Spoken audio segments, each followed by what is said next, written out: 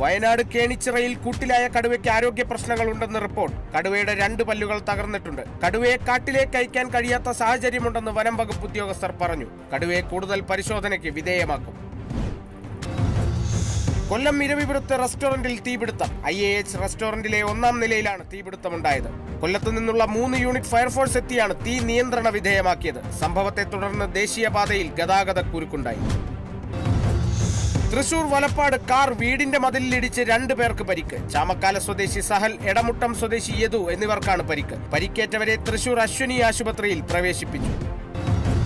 കൊല്ലം പോരുവഴി പഞ്ചായത്തിലെ 15-ാം വാർഡിൽ നിരവധി കുടുംബങ്ങൾ ദുരിതത്തിൽ. 20-ലധികം കുടുംബങ്ങൾ ആശ്രയിക്കുന്ന റോഡാണ് ചെളിയും വെള്ളവും നിറഞ്ഞ് ദുഷ്കരമായിരിക്കുന്നത്. അധികൃതർ അടിയന്തരമായി ഇടപെടണമെന്ന് പ്രദേശവാസികൾ ആവശ്യപ്പെടുന്നു. TMC ഗ്രാമ്യ വിദ്യാഭ്യാസ പുരസ്കാര സമർപ്പണം തൃപ്രയാറിൽ നടന്നു. SSLC +2 പരീക്ഷകളിൽ ഫുൾ A+ നേടിയ വിദ്യാർത്ഥികൾക്ക് ഉപഹാരങ്ങൾ നൽകി. പുരസ്കാര സമർപ്പണ ചടങ്ങ് റവന്യൂ മന്ത്രി K രാജൻ ഓൺലൈനായി ഉദ്ഘാടനം ചെയ്തു. Kaipamangalam MLA ET Taison master ആദരിക്കൽ ചടങ്ങ് നിർവഹിച്ചു. COA സംസ്ഥാന സെക്രട്ടറി PB സുരേഷ് അധ്യക്ഷത വഹിച്ചു. COA മുൻ പ്രസിഡന്റ് അബൂബക്കർ സിദ്ദിഖ്, മാധ്യമപ്രവർത്തകൻ അരുൺകുമാർ, COA ഭാരവാഹികൾ തുടങ്ങിയവർ പങ്കെടുത്തു.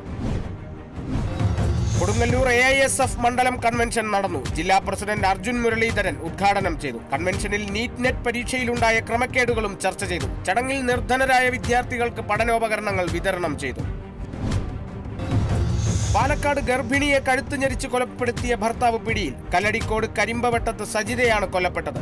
ഭർത്താവ് നിഖിലിനെ സേലത്ത് നിന്നാണ് പോലീസ് പിടികൂടിയത്. കൊലപാതകത്തിന് ശേഷം നിഖിൽ മക്കളുമായി തമിഴ്നാട്ടിലേക്ക് രക്ഷപ്പെടുകയായിരുന്നു. ലഹരി ഉപയോഗിക്കുന്ന നിഖിൽ സജിതയെ പതിവായി മർദ്ദിക്കാറുണ്ടെന്ന് നാട്ടുകാർ പറഞ്ഞു. ഞായറാഴ്ച രാവിലെയായിരുന്നു കൊലപാതകം. വയനാട് മണ്ഡലം ഒഴിഞ്ഞുകൊണ്ടുള്ള രാഹുൽ ഗാന്ധിയുടെ രാജി നിലവിൽ വന്നു. രാഹുലിന്റെ രാജി സ്വീകരിച്ചതായി പ്രോട്ടം സ്പീക്കർ ഭർതൃഹരി മഹതാബ് ലോക്സഭയിൽ അറിയിച്ചു. റായ്ബറേലിയിൽ നിന്നുകൂടി തെരഞ്ഞെടുക്കപ്പെട്ടതോടെയാണ് രാഹുൽ വയനാട് മണ്ഡലം ഒഴിഞ്ഞത്.